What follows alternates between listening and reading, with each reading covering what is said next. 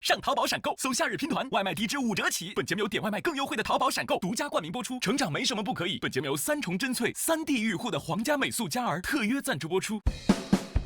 就算是个路人甲，谁也要翻身的。浪花啪啪啪啪啪啪啪啦啦。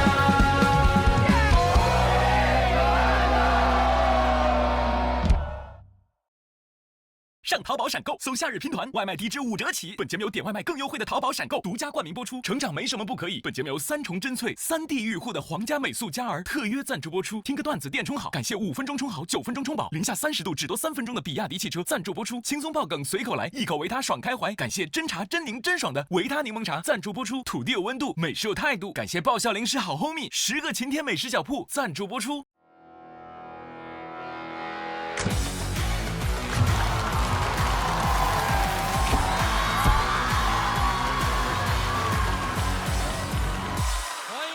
淘宝闪购喜剧之王单口季第3季，有请老友。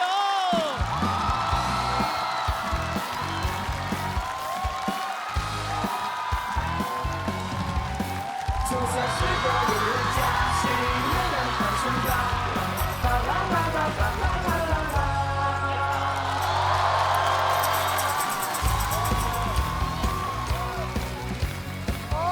哎呦，哇，太帅了，太帅了！也许剧本写好，随场风云都笑，我也会被记住，哪怕几个3秒。他拍他的广告，我跑我的龙套，耳边响起有你广告。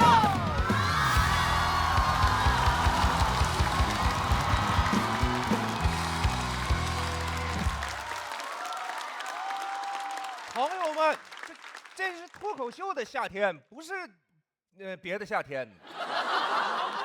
老庞，你快说话吧，老庞。有请气氛组。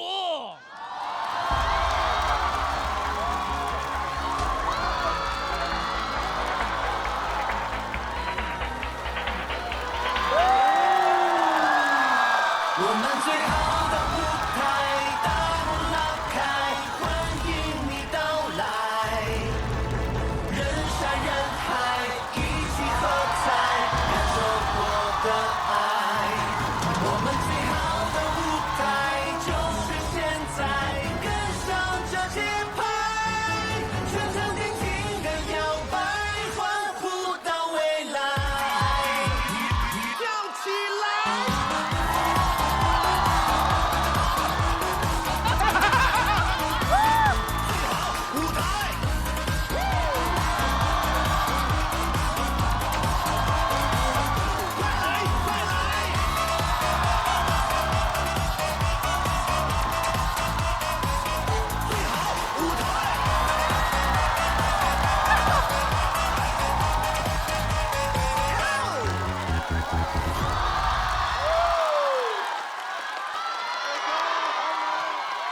热闹啊，太不容易了啊 ！AI 现在都这么盛行了，我们还坚持手搓呢，现在。大家好，我是一直陪伴各位的气氛组组长郭麒麟，谢谢大家。大家好，我是刚来陪伴大家的气氛组组长马思纯。哎，大家好，我是终于能够来感受一下气氛的气氛组组长黄渤。哎呀，听着点，这声儿可以哈，希望心里有底了。哎呀，作为这个本节目的3朝元老啊，特别开心啊！今天看到我们3代同堂啊，爷爷，哎，太认人了，你我这。这怎么一听来了，还是伦理梗啊？我说这个3代同堂啊，说的是咱们选手，有新有老，好多跟我一样都是3年生啊，比如说付航啊、小鹿啊、黑灯啊、王悦，人都在了啊，这把还接着来了。哎，明白了。那不光有老选手，还有像我这样的老观众。今天来到这儿，我看到刚才4位大魔王，挺感慨的。不光有现在有人正在享受着自己的中女时代，宇宙的尽头又回到了这里，18岁的自己也在这里，雪国列车也回归了。那看到这个阵容，对不对？看到这个阵容，请大家喊一声 passion。这一看马姐真是我们老观众啊。那博哥，您之前了解过我们这节目吗？我对于这个脱口秀来说还是个新人，其实主要是来感受，我就不逼了。然后呢，不然很容易有灯味儿。所以呢，也希望大家都能够平静又幸福的比完，争取活在当下啊。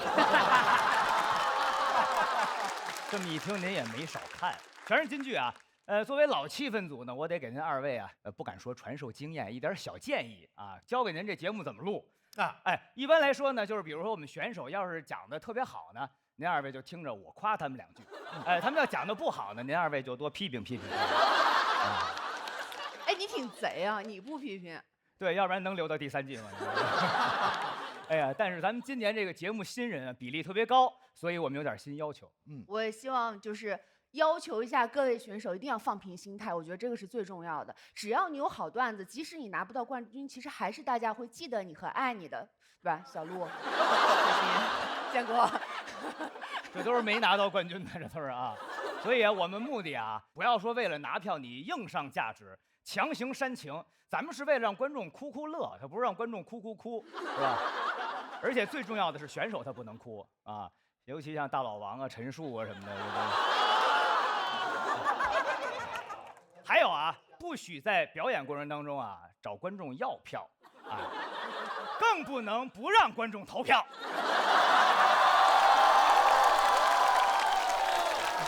咱把票全给我灭了。虽然我这是新手啊，但是刚才说的这些好像在哪儿都好像有点耳熟啊，确实是。那最好呢，我也代表这个本节目以后来的嘉宾呢，要求我们某些选手啊，这个尽量的少冒犯嘉宾。你如果实在要冒犯的话，你就冒犯连着来了3回的啊，比如说这种的，他因为他喜欢嘛，不然怎么会连来着3回呢？是不是？我是有点欠啊。开个玩笑，那我重新说啊，如果选手一定要冒犯嘉宾的话，那就尽量冒犯啊这个飞行嘉宾。欺负人就来1回是吧？对。哎呀，但是咱要冒犯飞行嘉宾啊，冒犯未来的飞行嘉宾啊，今天的这个最好别，这位太有来头了啊！虽然呢是我们这个舞台这个节目的新朋友，但他是脱口秀的老朋友哦。之前约了他很久，他都不来，因为他说他有约。有请喜单的新朋友鲁豫。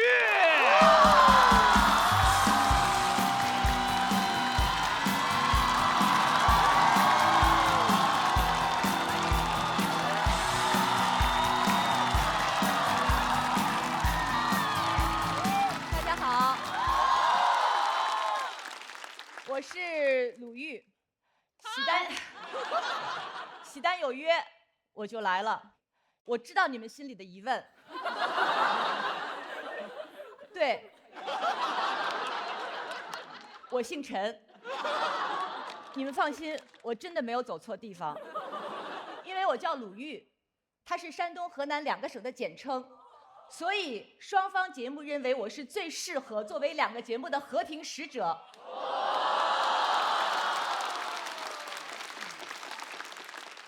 今天史称鲁豫出赛，这意思就是两边的节目您都看初赛，对，都来，对，就这么解说的。但是说着确实好听啊，这听应该是2个平台都没买会员是吧？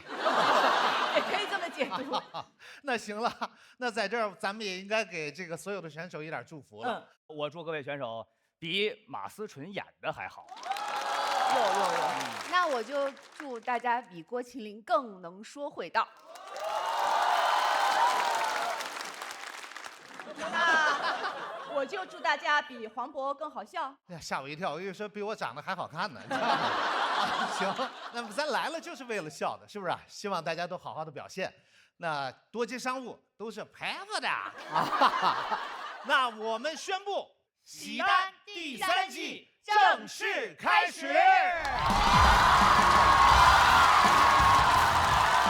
谢各位，欢迎，请气氛组组长落座。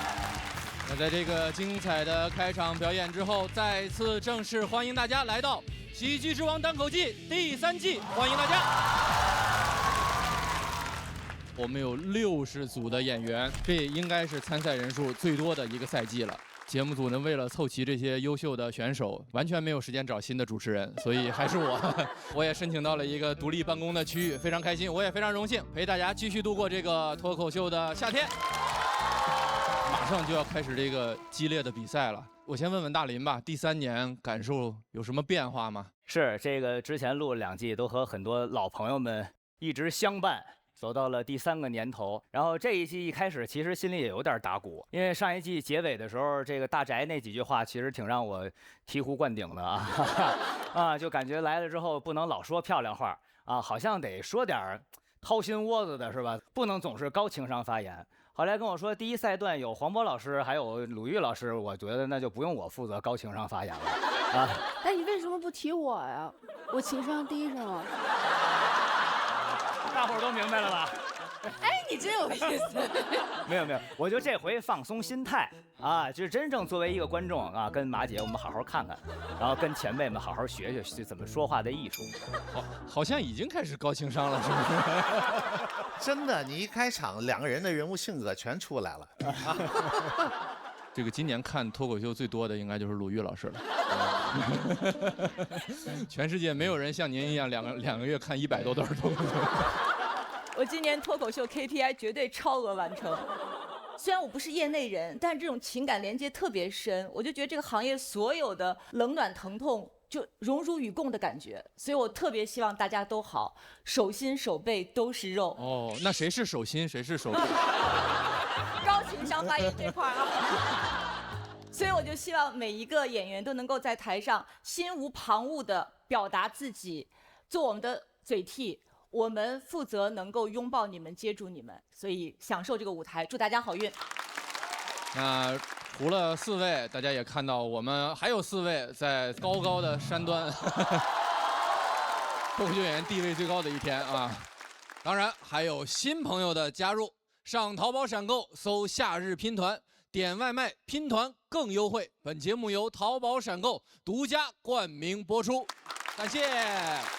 比赛开始之前，我为各位再介绍一下我们整个第1赛段的比赛规则。我们这一赛段叫做盲盒抢金赛，我们有60组演员，依次会按照顺位进行表演。表演结束之后，整个的后场演员会向他发起挑战。在挑战者亮相之前，台上的演员是完全不知道谁是最后的挑战者的。和所有的观众朋友一起，我们像开盲盒一样迎接挑战的演员。每次挑战最多开放2个挑战席位，他们所有人如果愿意挑战的人多，那头排名高的人优先获得挑战的权利。所以最后的挑战会是1v1或者1v1v1，赢的晋级，输的待定。如果台上的人没有人挑战，则直接晋级。全场我们一共是220票，216位观众加上我们4位气氛组组长，1人1票。表演过程中随时都可以为台上的演员投票。为什么是盲盒抢金赛呢？如果台上这位演员得票超过或者等于200票的时候，即刻开启金牌挑战，同时也是2个席位，但是赢的人除了直接晋级之外，还会获得1块复活金牌，在后面的赛段会发挥它的作用。那咱们就开始今年的表演，好不好？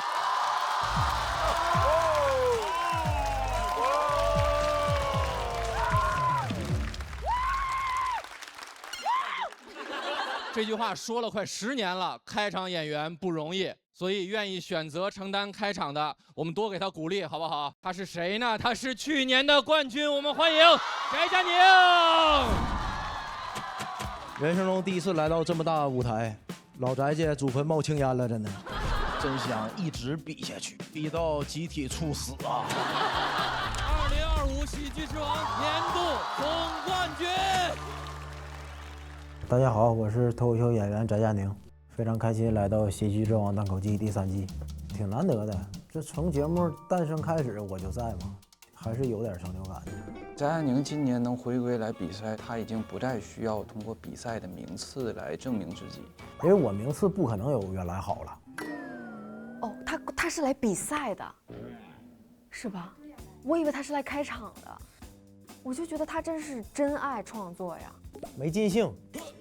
我认为很多熟悉我的观众，他就是应该知道我的风格的。然后所以说，我想现在以这个状态，能多讲一些我心里真正想表达的话题吧。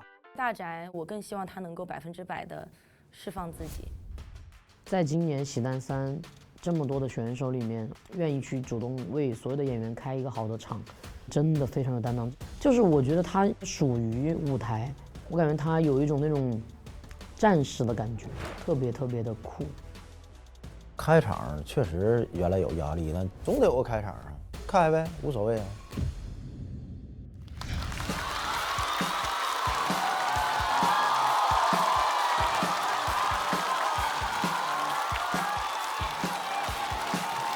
哎，谢谢，哎呦，谢，好，哎呦，好嘞，好，谢谢大家，我是安宁，谢谢。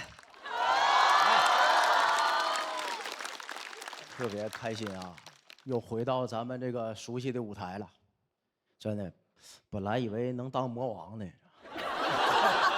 真的。然后节目组就跟我说：“咋呀，你回来比吧，很多老选手都不来了，你得回来呀。”我说：“为啥？”他说：“因为你有担当。”我说：“行，我担当。”然后那你能不能再给开个场啊？我说：“为啥？因为你有担当。”我现在夺完冠之后就是怎么说，冷不丁单单就2当，现在单单就2当。还有，哎，好笑搁后头呢，好笑搁后头。真的，还有那选手问我呢，翟哥，你去年都夺冠了也没爆火，还回来比啥呀？我说你别管火不火，我就问你担当不担当。哎，朋友们，说实话，夺完冠之后还是获得很多的，真的。借爱奇艺的福，我从去年夺冠到现在不到半年的时间，都会参加一些精致的名利活动，到现在走了3回红毯。你放心，不用呕，肯定没好话，妹子。咱们这种喜剧演员在那种活动里是最没存在感的，真的。所以说你在那种活动里就纯是长见识，一进飞机场就长见识，没见过那么多长枪短炮怼着拍。我一点不骗你，我搁苏宁电器里都没见过那么多单反相机。啊，不好意思，我搁天猫电器里都没见过那么多单反相机。哎呦，你们见过现在粉丝拍摄的设备卷到什么程度了吗？我看一个妹妹手里拿这么大的云台，然后中间架着单反，单反前面是短焦，完了左边有扩展架夹她的 GoPro， 右边扩展架夹的手机，手机前面又一个长焦。我说这要拍啥呀？要给你哥拍核磁共振呢呀？妹妹手里拿那摄像头比那红绿灯摄像头都多，我感觉我跟身边经过快点得扣我6分啊，那都。他们拿这么多的设备就拍那些哥哥，我不理解啊，那些哥哥一点也不配合。说你们见过明星在机场的穿搭没有？严严实实，一个墨镜遮住半边脸，一个鸭舌帽扣到鼻梁，口罩又罩上了，完了一个帽衫又扣上。我说啥意思啊？耳朵也不让看呐。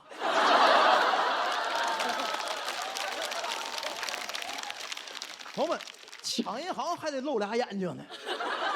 我说这多余了，直接拿牛皮纸扣上不就完了吗？不太理解啊。旁边有的路过还不知道，还问我呢，兄弟，你瞅这什么人？感觉这么厉害？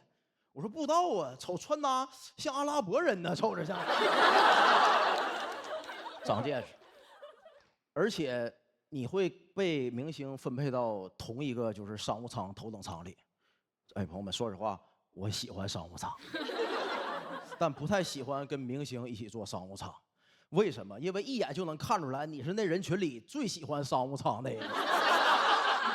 我当时是最素的，真的，我前后左右都是顶流，我那个状态特别像满汉全席桌子中间放着盘拍黄瓜，整个商务舱里所有人都戴口罩，就我不戴。那个画面特别像我2月没洗澡，给人哥哥熏着了，你知道吗？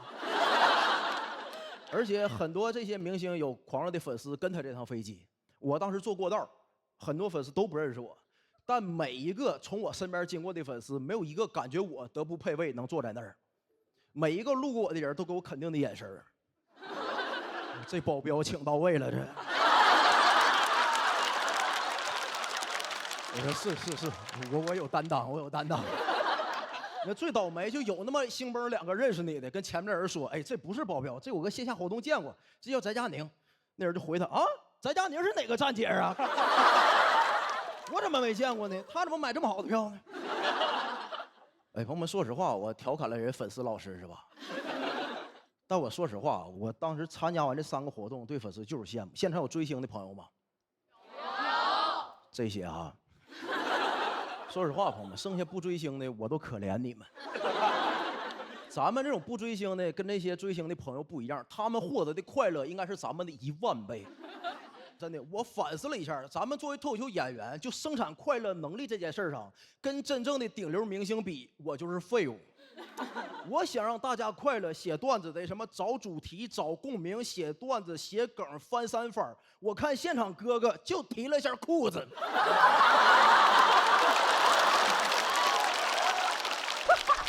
对，现场就，哎，行了，不要骗彼此了，晚了。我当时都没明白，我说咋的了？咱们又要办奥运会了吗？我一点不骗你们朋友们，就他哥哥提裤子的时候，哪怕我在旁边就脱裤子，没人能发现都。当天晚上结束活动之后，我就给付航发微信，真的，我说兄弟，这才是真正的 passion。我原来以为付航的就是 passion， 付航现在在我心里顶多就是 a little bit exciting 的，就是完全比不了。朋友们，你相信我，追星获得的快乐是普通人10000倍，但你也不用太羡慕他，他们要承受的也是咱们的10000倍。你看，咱们都看没看过那个视频？王嘉尔演唱会上给一个女观众请在舞台中央，完了他把头埋怀里，你看光提就开心，你看着没？能看出来那个女观众发自内心、歇斯底里的快乐，对吧？那就相当于多巴胺开关都摁坏了，那就是。所有人都羡慕她，只有我特别担心她。朋友们，你想啊，那个姑娘也就20、30岁呀，她未来还有50、60年的人生要走啊，但她快乐到头了。以后咋办呢？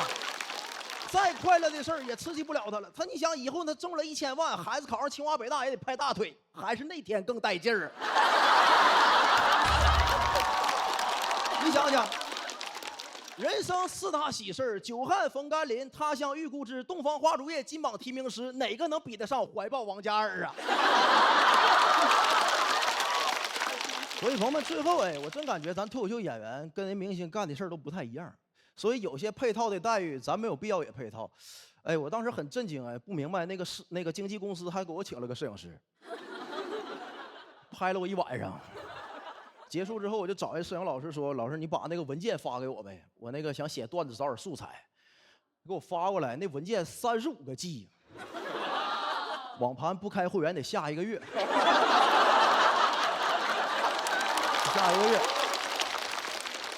我就开个会员，把那文件下来打开，那文件名叫翟佳宁晚会，我一打开一看，全是谭健次，我去。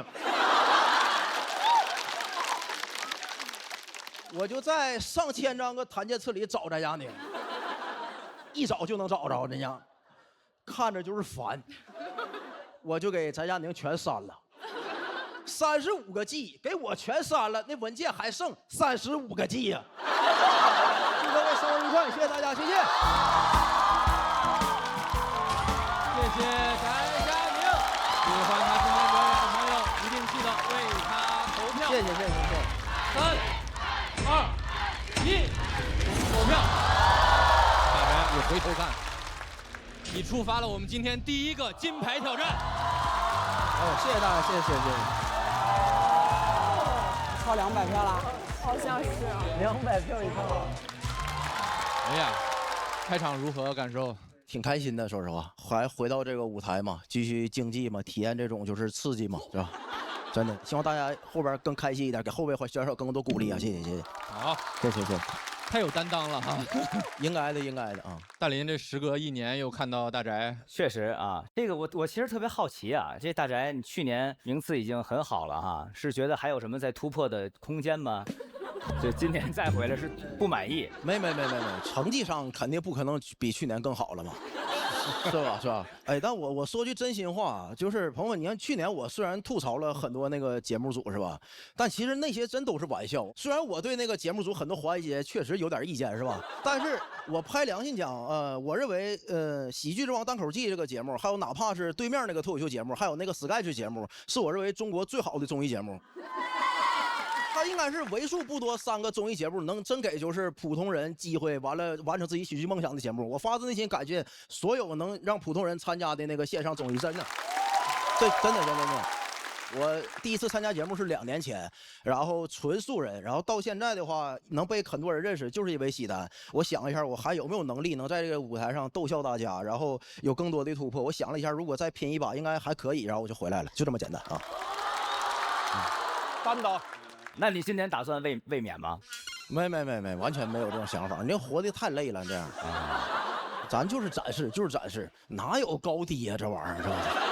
那挺好，就保持这种心态吧。对，我昨天还在看大宅那个说奶茶的那段，然后我就想说，大家一直都在说你是东北猛男什么的，就我发现其实你是一个挺温柔，然后挺容易害羞、挺懵懵的一个状态。那个反差我特别喜欢，然后我觉得大家好像都忽略了你那个细腻的那一面。哎呀，我们猛男不经夸，你这么夸我会有这个就是对羞耻感，对。一直有对。但是我觉得你今天特别放松。哎，这不3年了吗？都熟悉了很多环境，但说实话，每次来这舞台就莫名的紧张。你很棒了。别紧张啊！好，你第一个开场真的是勇气可嘉呀，还行，是担当。没，不至于。你自己说的吗？应该的，谢谢。他怕别人夸他，我看出来了啊，真怕别人夸我。你是一个温文尔雅的人。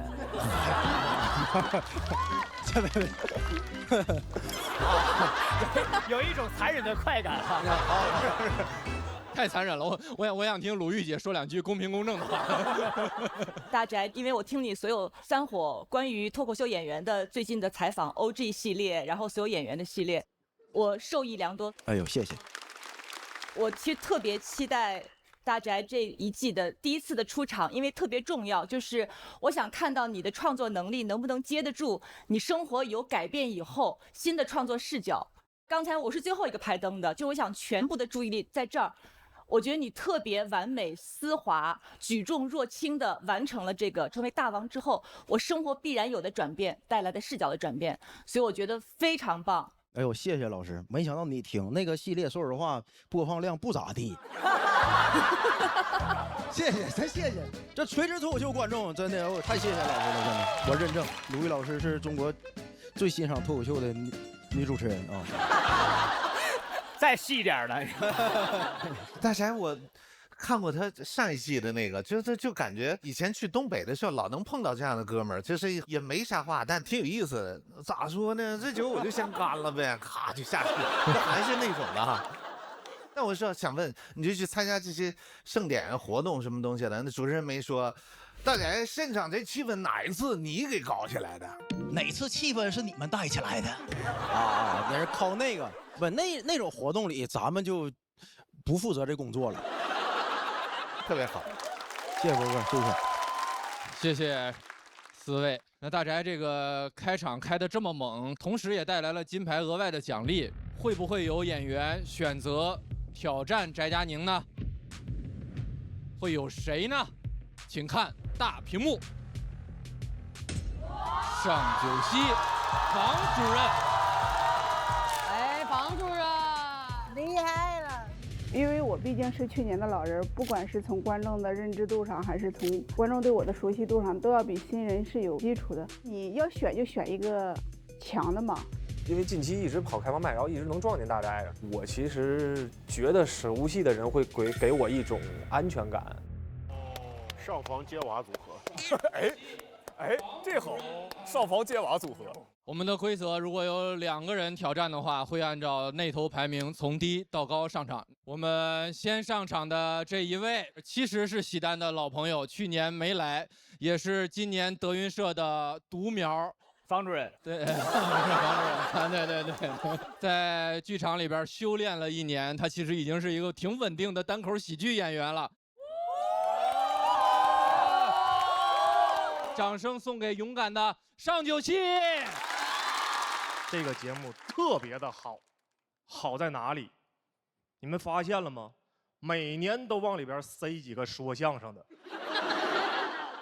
就因为这件事儿，阎鹤祥没少请我们上过节目的师兄弟吃饭。他说我们的表现巩固了他在脱口秀界的地位。当年比赛里边，阎鹤祥还提过相声的大旗摇摇欲坠，我的2个师弟岌岌可危，我就是其中一急。我来得很急，回去的更急，我一共就来了那1集。时间真快呀，3年了，这是第2集。感谢节目组，如果明年来的话，人以为我参加的是奥运会呢。谢谢9期。这一轮的挑战还在继续，我们接下来的这位演员，大家对他很熟悉了。去年度过了很可能是非常不平静，但应该很幸福的1年啊！我们掌声欢迎房主任。再见了，再见！加油，加油，加油，加油！我再回来这个舞台，就是抱着一种感恩的心态。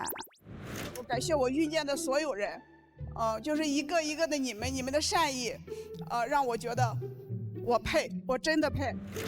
就从去年到今年吧，所有的经历的这一切，到今年到前几天，我才真正的放下和走出来。今年再来就是非常轻松的心情，就来告诉观众，我这1年过得怎么样？我这1年过得非常好，我这1年的生活发生翻天覆地的变化。我希望大家能从我身上看到希望。普通人，你也可以凭自己的热爱，凭自己的坚持，摆脱你的过去和走出困境，给大家一个正向的、完全不一样的房主任回来了。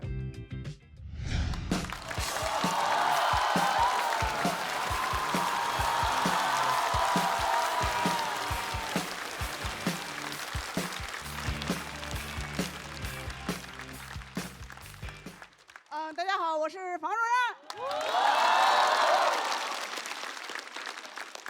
去年第1轮我讲完，现场哭成一片，就那场面哈，我只在我们村葬礼上见过。我说我只是讲我怎么一路走来的，不是讲我怎么一路走好的。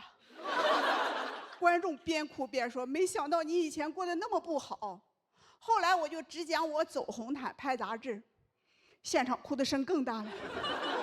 没想到你现在过得这么好，大家还说我是出走的决心。节目录制完第2天啊，给我安排的全国巡演第1站就赶回临沂老家了。我说不是出走的决心吗？怎么干成回家的诱惑了呢？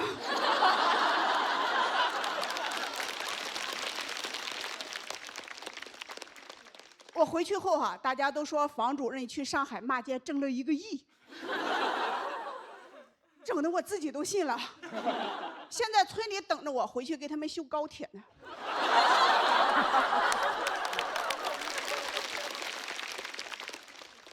说剧里他们挣1个亿，就差1张直达上海的高铁票了。他们还听说我去爱奇艺扫楼，说海里是大城市啊，干保洁都这么挣钱。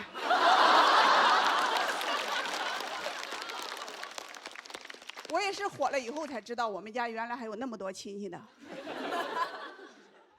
今年过年回村，我上桌了。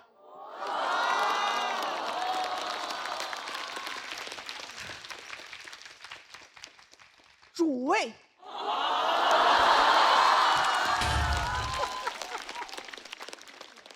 连鱼头都冲着我了。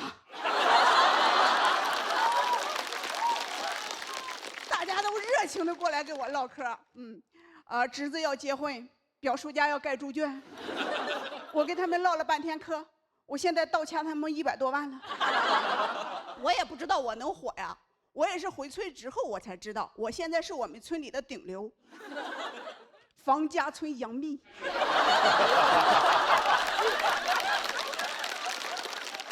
谁见到我第一件事就是拍照蹭流量，啊，起的标题是说看看这是谁，非常的有效果啊，2个赞1个路人评论。那评论说这谁呀？你说你一个小卖部卖化肥卖农药的，我能给你引来什么流啊？脱口秀的观众大部分都是城里的年轻人，他们压力多大呀？我再把农药推给他们。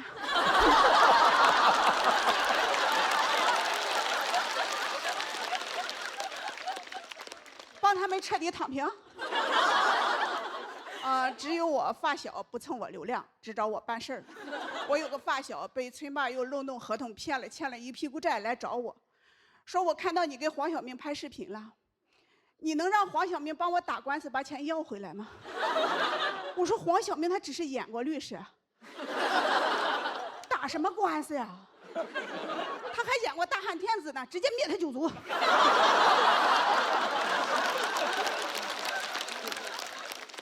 我发小说你帮帮我，我肯定会报答你的。你的大女儿今年30了，不是没人要吗？让我的儿子给你当上门女婿吧。我说我怎么就写不出来你这种包袱呢？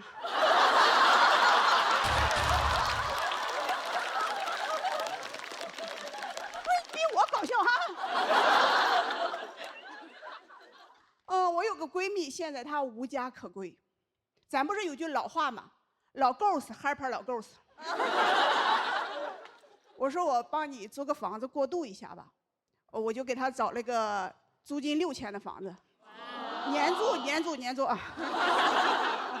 她老公嫌房子太差了，就自己找了个1万的。我说行，我出6000，你出4000。她老公说行，就租6000的。我现在是不养自己的老公了，我开始养别人的老公了。我就给我别的闺蜜说，我说我要写成段子，我要骂他。我的闺蜜说你可别呀，咱都50年的感情了。我说我不写段子，我拿什么给他交房租？我看现场有很多女孩子啊，给你们一条人生的忠告，就是千万不要跟你们闺蜜吹那种牛，等我有钱了。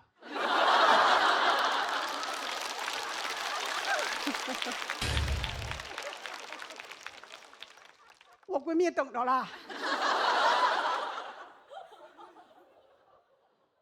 前段时间我闺蜜给我打电话说，啊，你以前不是说过说等你有钱了啊，包个山头给我们一起养老吗？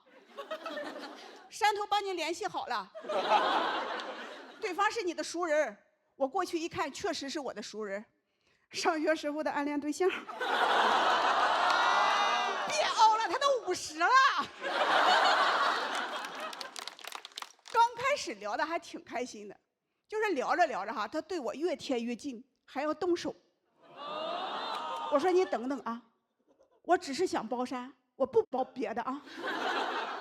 就那天吧，他越喝越上头，我是越听越下头啊。就是现场的鸡妹们，千万不要有年龄焦虑啊！看看我，20岁的时候没追上的男人，我今年50了，我喜欢的依然还是20岁的。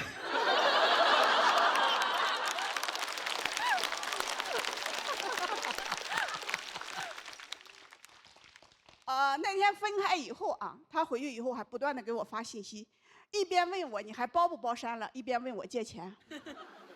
我说你放心，对于你我包山的。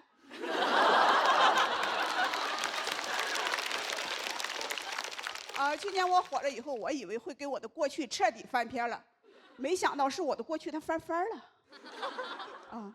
今天我为什么要选择挑战大宅呢？肯定不是因为金牌啊。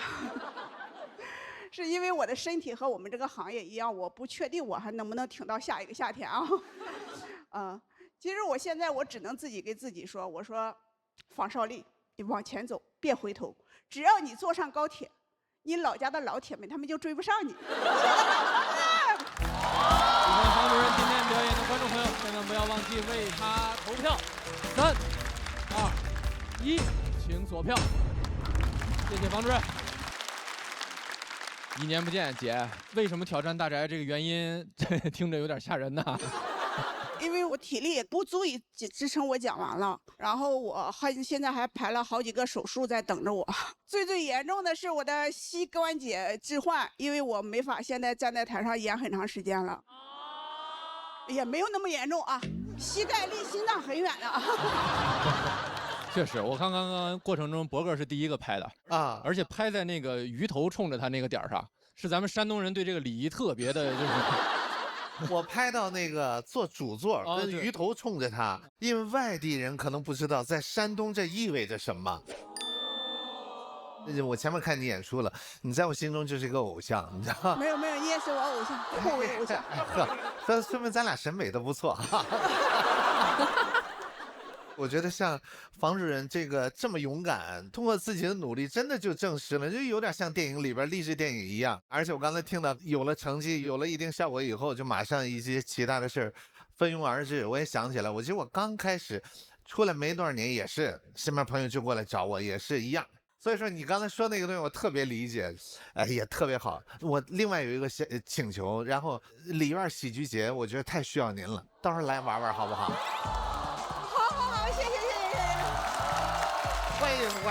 欢迎。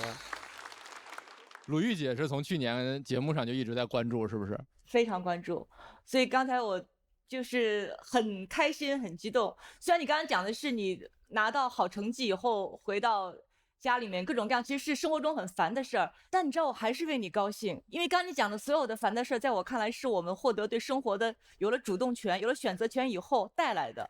所以我内心觉得烦，但是真的为你开心。你知道我从你身上看到了一个词，就是这个人特别轻盈。虽然此刻你站那是很辛苦的，但是我感受到那种轻盈。我想真的感谢脱口秀带来这么好的变化。我非常高兴你上了桌，然后鱼头冲你，虽然未必我们喜欢吃那个鱼头，但是那是个象征，所以我特别开心。房少丽女士为你开心。非常感谢您，鲁豫老师。看您特别开心，而且我跟鲁豫姐看，鲁豫姐觉得您轻盈了，我反而觉得您更踏实了，更笃定了。因为去年啊，看过咱们节目都知道，越往后啊，这可能确实这房主任一开始没想到自己能走那么远，后边的好多这个作品确实是疏于打磨。但今年一来一看，您就是这种啊，主人翁意识吧，反正就是往台上一站，这台是我的，我给你们好好讲这事儿。包括讲的也是这一年您的生活经历，我觉得更有一种洒脱，笑看风云。对，其实去年大家都说我是去年重生了，去年重生的只是从那个环境里走出来了，我的执念还在那个环境里。其实今年就是刚到节目播出前，就是上个月吧，我回了趟老家，我决定把我的户口彻底的从那个村子里骑走的时候，就那天晚上我突然想开了，我感觉就是有一个东西从根儿上我完完全全的走出来，我从那天才真正的快乐起来。我觉得你身上有一股侠气，就是让我觉得你特别的勇，然后又会特别的有温柔的一面，就是你身上好丰富。但是我其实一开始在去年看你的时候，我会觉得就是你的人生经历在支撑着你说你的故事。但我今天看到你的时候，我会觉得哇，你真的不光是你的故事，你是一个真正的很厉害的脱口秀演员。你可以把这些故事融合的特别好，然后那么丰富、那么精准的传达给我们，就是很为你高兴的一个感觉。谢谢你，谢谢房主任，谢谢。精彩的对决总要有结果，咱们把翟佳宁和尚九熙也请回舞台中央。我们先看一下3位获得气氛组的票数都是4票满票，那么今天的第一组对决会是怎样的结果？我们第一块金牌会被谁拿走？结果请看大屏幕。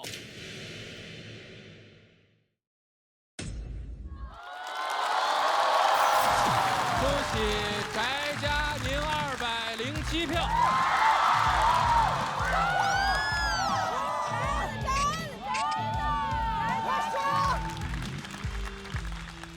同时，我们掌声也给九熙和房主任119票、196票。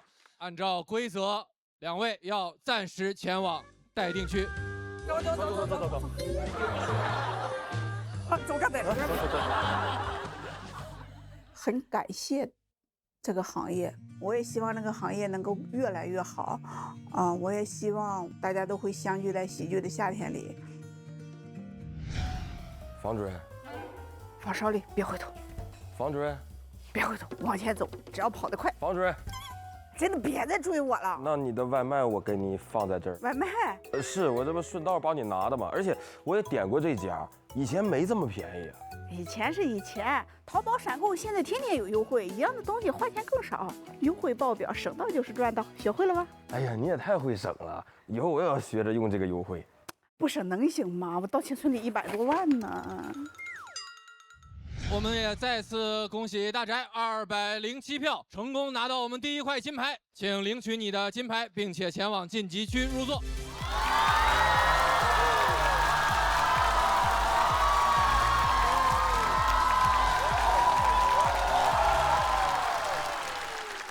大宅既然触发了我们的金牌挑战，这个事儿跟所有在后场的朋友也说一下。还有一个好消息，分数高的演员朋友会出现在北京、上海、重庆的街头大屏，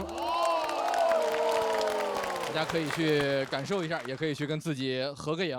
我们比赛还是要继续，而接下来上场的会是今年的第1位新演员、第1位新人，他来自来风俱乐部。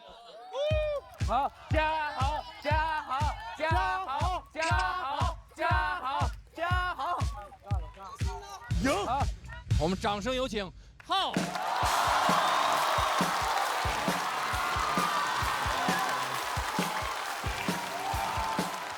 Hello， 大家好，我是浩。哎，谢谢啊，很开心可以来到喜单3啊。我的职业是一个律师。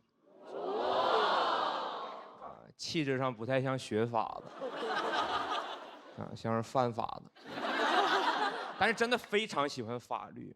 为了坚定学好法律的志向，在后背纹了个天平。我现在都不敢翘2郎腿，我怕随着脊柱侧弯呢，正义的天平会慢慢倾斜，你知道吗？其实东北人吃法律这碗饭不容易，因为我觉得世界上真的很难能有一种口音能像东北口音这样啊。什么威胁到司法的严肃性？其实大家不难看着我的家庭氛围挺轻松的，我爸是个警察，我妈是个法官。我小时候在家咋说呢？群众。我小时候闯祸，他俩直接走程序，我爸抓我妈判。但是小时候他俩揍我的时候，我就觉得不太对劲儿。直到上了大学之后，学了诉讼法之后，发现他俩打的真不对，程序不对。你知道，就按来说，他俩作为夫妻呀，在同一个案件中，我是可以申请一方回避的。小时候放假的时候，经常去我妈工作那个法院去写假期作业。写完作业之后，唯一的一个放松方式就是到楼下去旁听一些庭审。请问你们看过东北那边的庭审吗？你们真应该看一下，那不小品吗？看你这哪有意思？你知道吗？那种县城的基层法院，有的时候就是两边当事人都不请律师，你知道这会导致一个问题，就是当事人听不懂法官的问题。你知道有一次那个法官坐在台上问被告有什么异议，被告说有教育意义。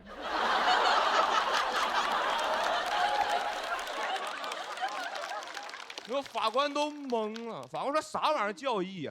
我是问你对原告提出的证据认不认可？被告说啊，那不认可。法官问哪里不认可？被告说心里不认可啊。家里人也希望我走法律这条道路。我高考的时候考到那个西南政法大学。嘿，谢谢。哎，读了4年的法学本科，然后后来又考研，然后考到了四川大学啊。感谢。然后其实刚才讲这些，就是想说，其实作为一个法学生，有几件事必须要做。我也一样，我花了1年的时间认真准备，然后高分通过了法考，又花了1年的时间认真实习，然后拿到律师执业资格。现在在我们律所里面也算一个还比较有口碑的脱口秀演员。其实我律师当时这样，我自己都挺失望的，因为很小时候的律师这个行业就特别向往特别小的时候就已经拜读了这个行业最经典的那部巨作《何以笙箫默》。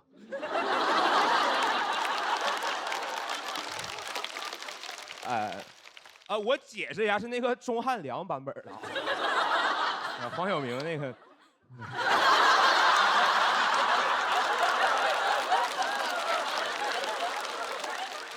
你知道吗？这部剧太让一个想当律师的孩子自卑了。何以琛太帅了，每看一次就感觉跟他之间的差距又多了1分，但是忍不住老想看。直到今年又看了一遍，说我是啊，那朋友，我终于承认我跟何以琛之间有本质上的差别。他是本科生，我是研究生啊。然后我当律师，我发现他的法律意识倒是变得越来越强了。经常咨询我各种各样的法律问题，朋友们我都不爱回答，那都是什么法律问题？那都是违法律问题。小偷偷小偷算偷吗？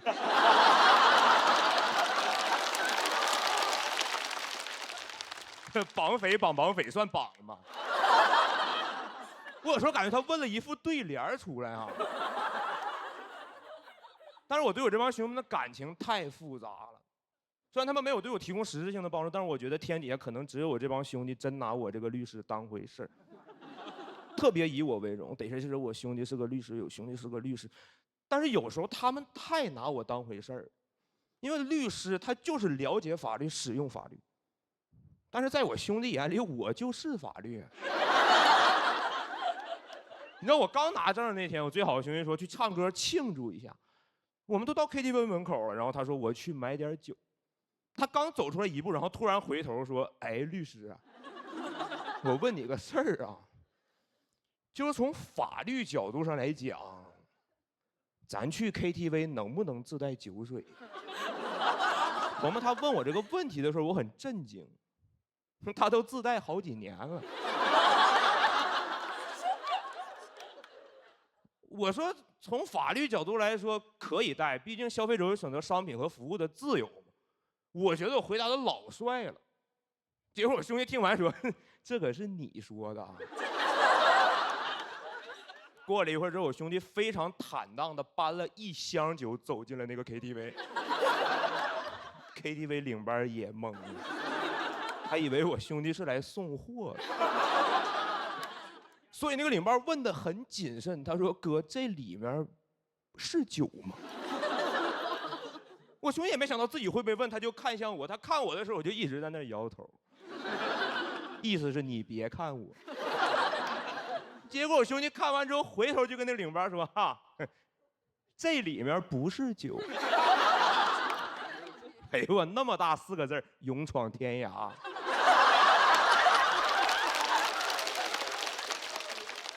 那里面不是酒是什么呀？根号81呀，开开才是酒。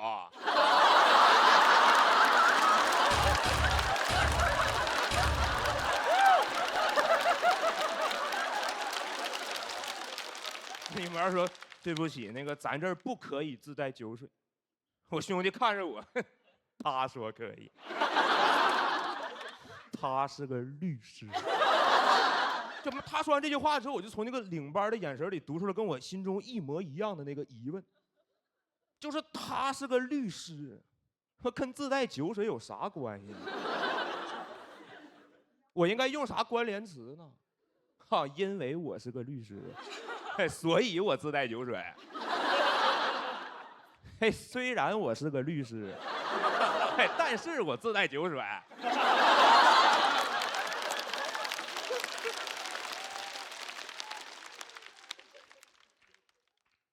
与其说我是个律师，不如说可以自带酒水。我最后不得不让我跟我兄弟说：“我说你们先进去，别管了，这事儿交给我。”过了一会儿之后，我把那箱酒搬进了包间。我兄弟又激动又震惊，问我：“你是咋搞定的呀？”我说：“晓之以理，但是你记得下回还是偷摸带。”其实那天我给领班塞了200块钱，但是我最难受是那个领班收了钱之后，嬉皮笑脸的问我说：“你平时都这么干事儿？”就讲这儿，谢谢大家，我是浩浩。谢谢浩的表演。喜欢他今天表演的观众朋友，千万不要忘记为他投票。有人挑啊，请锁票。哎，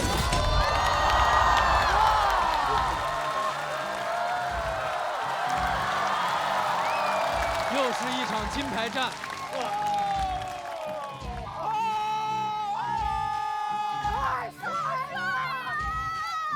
掉金牌了！你是金牌律师。金牌律师。谢谢，感谢，特别好，开心。演完好一点了哈，上来有点紧张还是？确实有点紧，确实比开庭刺激，你知道吗？那你为什么叫浩呢？加豪！我名字最后一个字儿叫豪，拿最后一个取了一个谐音，就是又能咋的，就是又能咋样呢？就是这种感觉。帅，也好潇洒。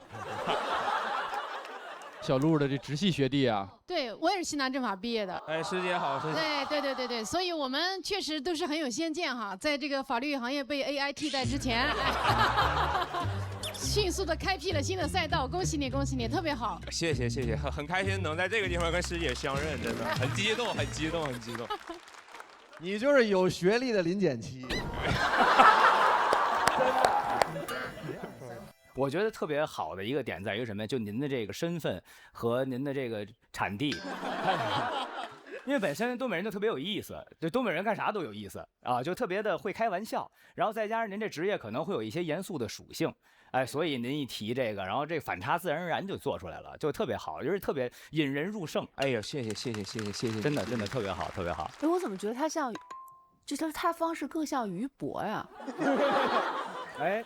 因为于博也是东北这一块。你那个出庭的时候也是这么说话吗？那个不能带梗。但是你不带梗也很不像一个律师。所以就尽量少说话。那输了咋办呀？尤其是在南方，我这个一开口其实有点那个不太好赢。那比如这庭上万一是。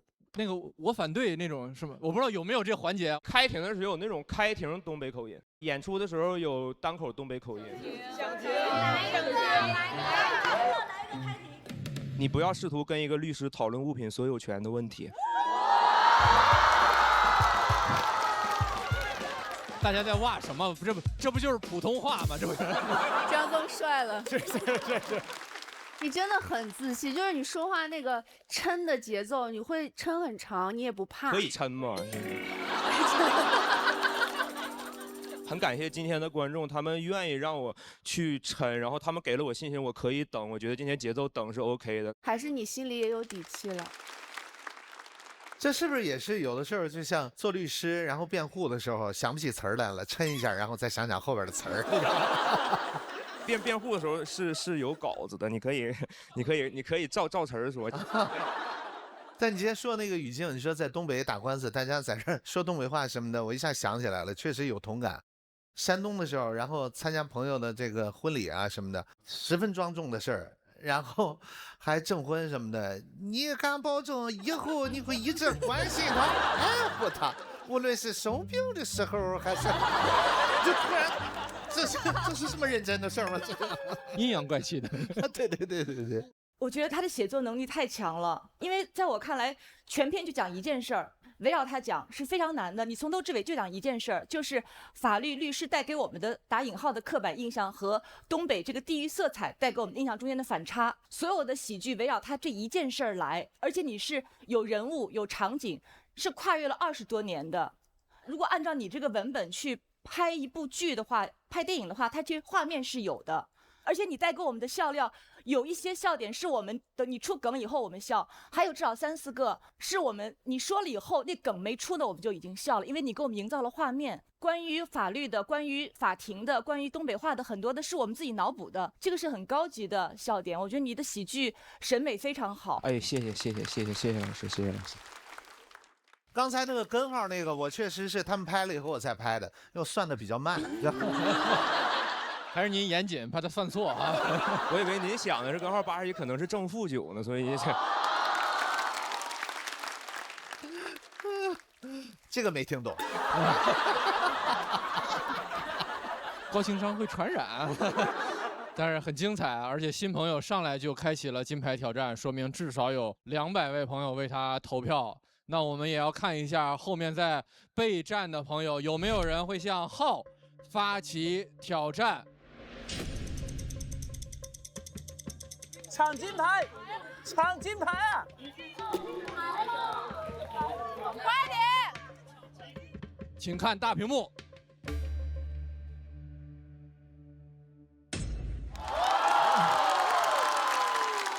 无人挑战，意味着浩直接晋级。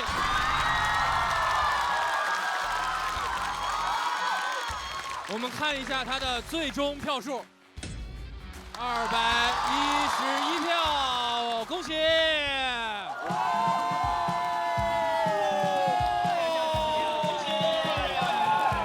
大才多少票？207好像。谢谢。我觉得这个好像比有人挑战还爽啊，有一种威慑力在啊，很开心，很厉害，很厉害，请领取你的金牌，并前往晋级区。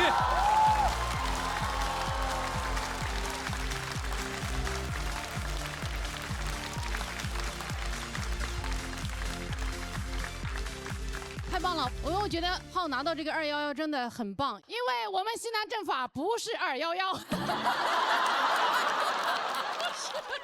为母校争光了，哎呀！日常当律师的样子是什么样？律师就是正襟危坐。嗨，大家好。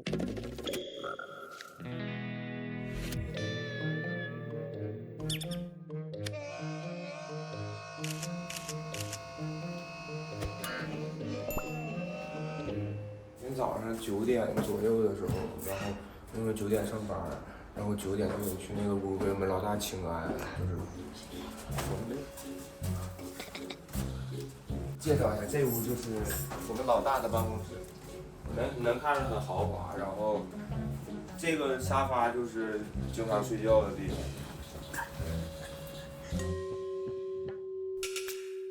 去 KTV 能不能自带酒水？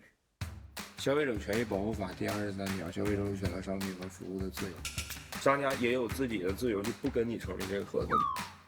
所以说，作为律师，我们讨论下来的结果，最重要的还是这个是律师这个角度能提出的法律建议。我想做律师界最好笑的律师。比赛继续，表演继续，而下面要出场的这位朋友，其实是咱们很多人好久不见的朋友了，是第一次来到喜丹的舞台，但是讲了很久脱口秀，同时上了更久的班儿。我也喜欢鸭蓉。我们掌声有请鸭蓉。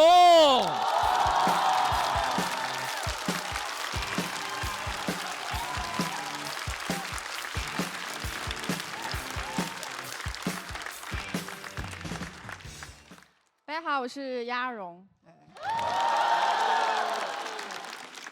对，我是一个还在上班的脱口秀演员，我现在已经工作快10年了。对，然后我最近就悟到了一点啊，我就发现就是如果你在刚工作的时候觉得自己有很多不会的啊，你千万不要过度焦虑，因为当你工作10年之后，你就发现有些事情啊还是不会。我到现在都不会应酬。我们领导还很疑惑，他说：“你们脱口秀演员不是都很爱喝酒吗？怎么不会应酬？”我说：“我们脱口秀演员语言表达也很精准的，说了爱喝酒，没说爱陪酒。”然后大家如果以前听过我的段子，应该也听得出来，我这个人蛮有主见的啊，所以我吃饭也是有自己的节奏的啊。我们领导也不说看着点啊，每次就是他提一杯的时候，我都在啃羊排。我也非常不擅长敬酒，就是我找不到敬酒那个 timing。就我不知道为什么，就每次我正打算站起来的时候，就有人他已经站起来了。而且你一旦错过第一个 timing， 第二个 timing 就更难把握了，因为变量更多了。你要在领导休息好之后，以及第二个人准备好之前，大概就那么几秒钟，稍纵即逝。我每次都纵掉。所以这个时候我就特别怀念我们脱口秀经典赛制。我说，要不然想敬酒的人都站起来吧，让领导反选，对吧？然后我觉得很奇怪的一点就是说，其他人好像都能敬上酒，只有我老是慢半拍啊。所以我真的怀疑过，我说会不会这个房间里它其实是有一个 BGM 的，只是我听不到。但是我很擅长推理。我根据他们敬酒的这个流程和节奏，我反推了一下，我觉得这个 BGM 应该是这样子的：1打打，2打打，站起来去敬酒，举起杯一大口，拍马屁往回走。但是我就是卡不上这个节奏啊，而且只有我卡不上这个节奏啊！就每次去应酬，特别像一个篝火晚会啊，所有人在那边举着酒杯载歌载舞，只有我一个人在篝火旁边跳竹竿舞，被夹脚。而且我不理解为什么要敬酒啊？有的人说是因为酒很珍贵，所以要通过敬酒来表示对客人的尊重。我觉得应该是骗人的。我觉得如果真的是因为酒很珍贵的话啊，那就让客人一个人喝就可以了。对吧？我们请客的就不要喝酒了。我们就负责站那边说没事没事，我不喝我不喝，不爱喝不爱喝不爱喝，没关系，你多喝点多喝点没关系，我刚在厨房喝过了。而且不是说喝了就行，得喝很多，最好是喝到吐才能表示充分的尊重。所以我觉得不是因为酒珍贵表示尊重啊，完全就是以伤害自己来表示对对方的尊重。我想明白这一点之后，我现在看别人敬酒我都觉得很荒谬，因为在我眼里那个画面就是我扇自己一巴掌，你扇自己一巴掌，咱们就有朋友了。而且我仔细想了一下，我觉得扇巴掌跟敬酒确实很像的。你想，都上脸，量大了都头晕。最关键的是，数学上其实已经论证过这个扇巴掌跟喝酒之间的关联性的，扇扇得酒。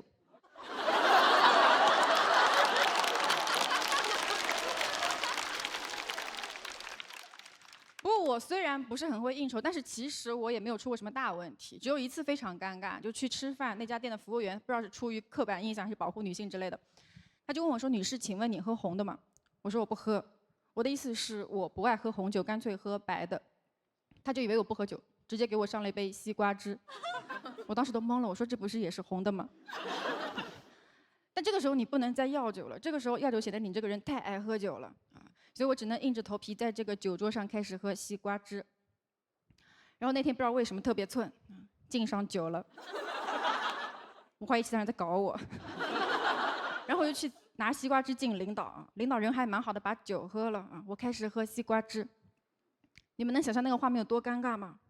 感觉就是领导啪扇了自己一巴掌，我说：“领导，看看我的美甲。”那次我真的很紧张，因为我第一次见那个领导，我想说他肯定对我印象不好，以后会卡我项目之类的。但是我实在是低估了这个职场的荒谬以及复杂程度。我完全没有想到，我在结束的时候，我听到那个领导对旁边的人问了一句：“他说这个人，他爸谁呀？”谢谢大家。谢谢鸭蓉。喜欢鸭蓉今天表演的朋友，千万不要忘记为她投票。3、2、1。请锁票，谢谢鸭蓉。因为鸭蓉是从脱口秀大会就在的老朋友了，我感觉这是其实她状态可能最没有那么好的几场之一。鲁豫姐，其实你这2年看鸭蓉比较多哈。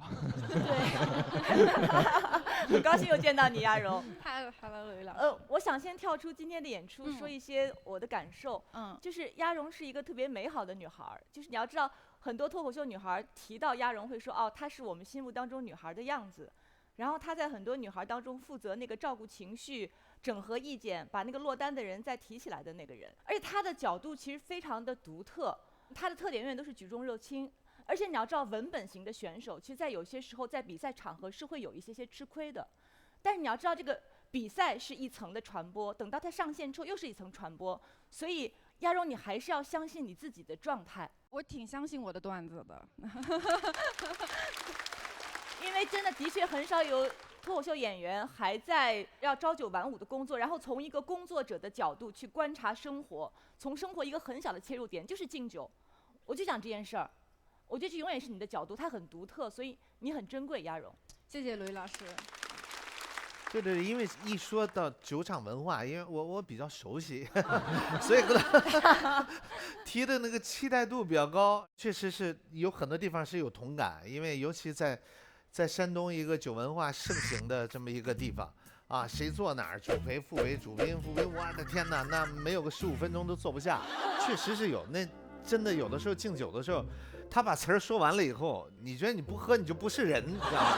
所以说后边如果说还有这个段子呢，继续往后边再次发展的话，就我可以给你提供一点儿。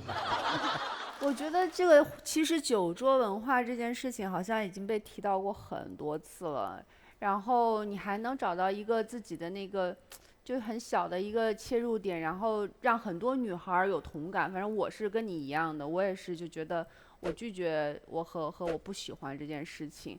你也可以当一个西瓜汁女孩，就是很笃定的一种感觉。但我可能觉得你今天给我的感觉，你自己整个人好像是不是很沉，然后太冷静了？可能是因为这段里面它有比较多的表演。在我专场里，它是处于中后部分的段子，可能就是今天我一上来就讲这个，所以可能大家确实好像接受起来会稍微有一点困难啊。但是我觉得我的段子本身其实还是 OK 的，所以我其实真的还好，你们大家不用这么沉重。我的问题。因为后面还有其他演员要演，大家就是还是要开心一点，不用为我很担心之类的。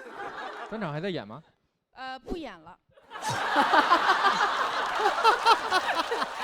他有一种跟你赌气，我不演了。不是，我专场已经收了。对，我专场是一个非常优秀的专场，然后招募对日。对。然后我不演的原因主要是我今年32岁，有些情绪可能是我28岁左右写的，然后我就发现说，我演着，我就有些事情我就觉得，它可能就属于28岁的我了，所以我就觉得我后面要写新的东西，所以我就把这个专场就收掉了。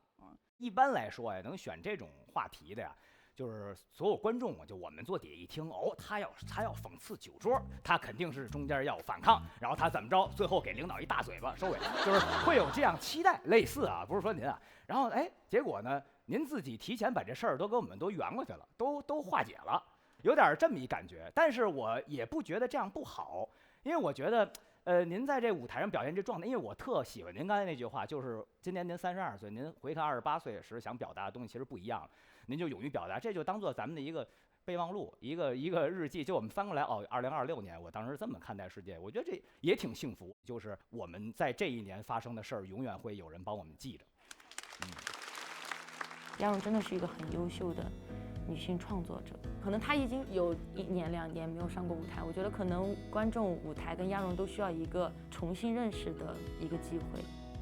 我有想到说，录制现场的效果肯定和我平时演出以及开放麦可能不太一样，但我没有想到会到这么凉的一个程度。现在进入职场的话，他们碰到的直接上级可能就是和我年纪差不多大的人，那就他们就已经不存在这样子的困境了。我这2天确实是在想，你是不是在自己毫无意识的过程当中你已经过时了？但是我还是觉得这个段子它是很值得讲的，也值得在更大的平台上去讲这件事情。有类似经验的人还是会因为这个段子感到开心吧。我觉得这就是这个段子的意义。挑战环节即将开始，我们看一看有哪些演员会向亚荣发起挑战，请看大屏幕。小海、多多，那我们请亚荣先来到我身边的休息区。左边这位朋友先向大家表演。那这位朋友其实大家去年如果看了节目，也留下了非常深刻的印象，无论是段子还是话题，还是他谈论到的故事，都会直接击中很多观众的心。我们掌声欢迎小海。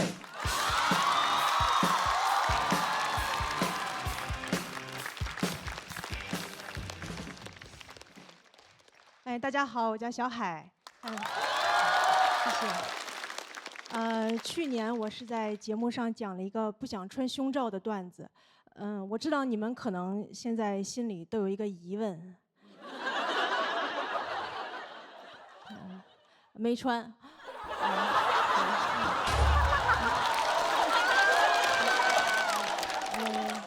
大家也不用盯着看啊。请大家关注我的作品。去年节目播完，有很多演员都收到了差评，我没有，我收到的都是骚扰。有一个大哥就给我发私信说，你确实不用穿，因为你太小了。我说来看看你有多大。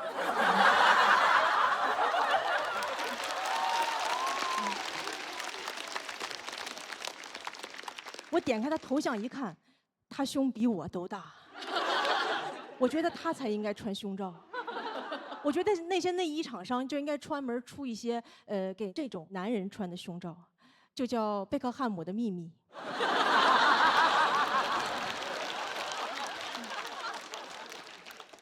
功能都不是为了聚拢显大，就是为了摊平显小。广告我都想好了，就你还在为胸大感到自卑吗？还有人说你胸大无脑吗？穿上贝克汉姆的秘密，让你大胸秒变飞机场，抬头挺胸做男人，做男人挺好。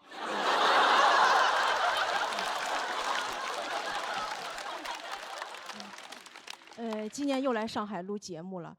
我前2天路过安福路，我看到了很多摄影的老法师。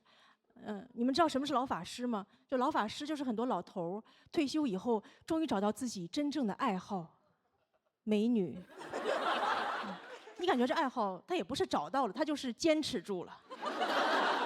那天我就看到一个老法师，他直接对这个穿短裤女生腿这样拍张照片，他就跑了。我说这不是偷拍吗？这是老法师吗？这不是老违法师吗？我就追过去了，我说你刚才拍的是啥？他说我就拍了个半身照。我说你管那个叫半身照啊？那你身份证上是你下半身呐？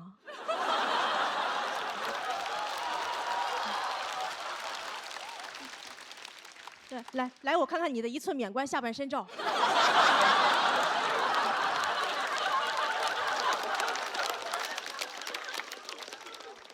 他说这也不能怪我呀，那么但是这女生她穿长裤啥事儿没有。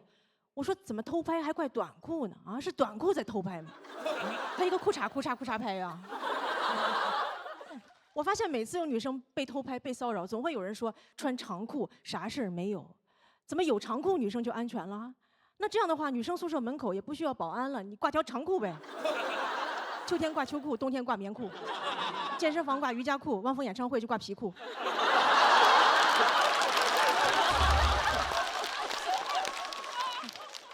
还穿长裤啥事儿没有？这句话好像长裤的广告呀。穿长裤啥事儿没有？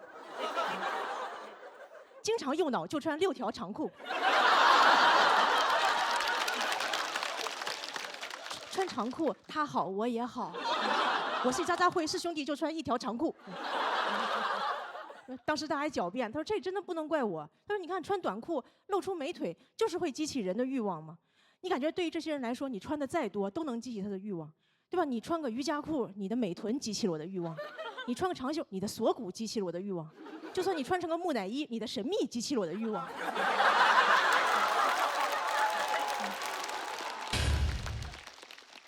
我当时看了看他相册，我说怎么腿脚腰都能激起你的欲望啊？你是不是看见肉就能激起欲望？那你要这样的话，你还能吃猪脚饭吗？哎呀，这个狱卒啊！去买鸡蛋灌饼，老板不要火腿，会激起我的欲望。就对他来说，烤鸭店那就是夜店。看见吊炉烤鸭在那转，妈呀，钢管舞！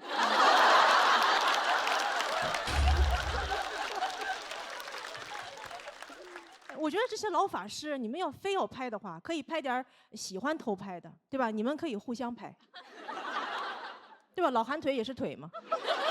你们要是拍不好，我可以帮你们，对吧？回头我也建个账号，就叫街拍大爷。那朋友们喜欢老头的有福啦，到时候我就专门偷拍大爷偷拍，就叫大爷上班路透。4K 无水印高清大爷。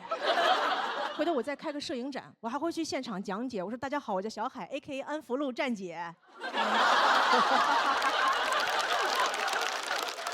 大家来看这张照片，大爷长得多好看啊！看这脸包头，这高谢顶，看这张大爷身材多曼妙，看着核桃臀，这老蛮腰啊！要是有人问说你这样会不会侵权了？哎，他们都穿长裤了，啥事儿没有。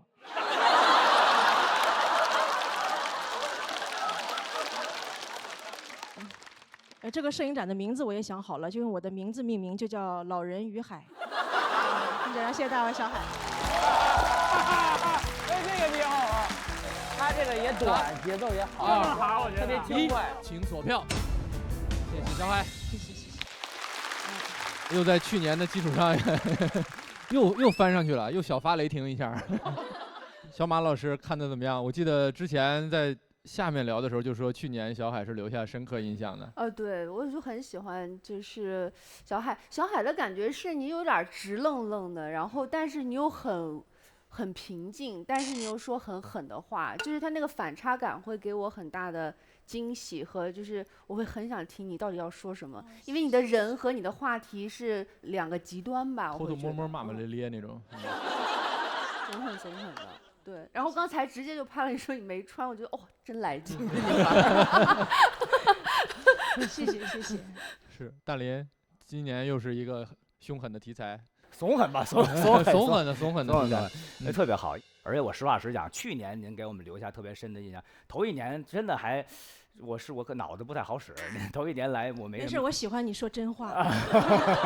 是，但是今年您再这么一上来，我觉得就是您这个风格已经建立起来了，对吧？头一年我记得您是讲上班的故事还是什么的，是吧？是。头一年是说那个讲婚姻的。炒股。对，您说我头一年讲婚姻，您说对婚姻没有共鸣，就没给我拍灯。他记性比你好，是。刚才拍了哈啊，对，我拍了，因为你知道我是法师。没有，我觉得特别好，就是您已经成为了一个特别成熟的演员，而且特别适应这个舞台啊，知道该怎么去表现，展现出最合适的您自己，这个特别好。谢谢，您没客气，我们该谢谢您。您在这个舞台上也在成长。太可爱了，我们都不是前2年的自己了。看看博哥现在成长到哪儿了？确实太厉害了，我觉得左兜一个刀，右手一个刀，是一刀接一刀，就是。其实我挺温柔的，其实。能看出来。这确实厉害啊！这个一番接一番，而且又有趣又有意思，然后又有自己的态度跟表达，非常好。谢谢您。对，我是觉得有态度非常重要，但是态度能够安全的抵达出去很重要，所以他要跟自己的形象吻合。如果本身很厉害，话又很厉害的话，可能观众会有一些本能的会抗拒，但是你不是，你瞬间把我们洗脑了，你知道吗？所以这是你的特别好的一个风格，这是你的武器。这是你的武器，我觉得非常非常有用。谢谢您帮我找到自己风格。谢谢，非常好，真的。我每次看小海演出，我都有一种他在跟我小声，我俩在一块儿偷偷摸摸骂骂咧咧一个事儿的感觉。你有没有觉得他在你不知不觉中，他已经把想说特别狠的话已经说出来了，但是你瞬间你一听到了以后，你已经吸收了，你并没有觉得很过。是，我会觉得他把我当自己人，才会跟我说这些，就是打引号过分的话。跟你唠这些事儿的感觉。没前摇，就他施法之前没前摇。是，要没别的唠，我先下去，后边好几个人。好嘞，欢迎小海来加入亚荣。因为我第1季来参加节目的时候，杨丽老师说了一句，他觉得我是好笑的，但是只是目前还没找到自己的风格。我当时真的很苦恼，我就是到底什么是风格？然后现在我发现，找到风格了。我就觉得他身上有一股海风的气味，他就永远都是很灿烂的笑容，但是他在台上的时候，他说的段子就是那种小刀噗的扎。我觉得他就是有在认真的钻研一个话题，很认真的找到很好的角度，一些不俗套的角度去解构一个他认为不合理、他想吐槽的东西。我就觉得小海他一直在进步。第1年是畏畏缩缩的小海，然后第2年是战战兢兢的小海，今年我觉得是奋勇冲击的小海。今年的小海有了一点点的野心。那下一位要在这组发起挑战的朋友，是一位在读的研究生。没问题。到我了，加油！加油！不知道为什么能在这么繁忙的学业中有空来参加我们这个比赛啊！掌声有请多多。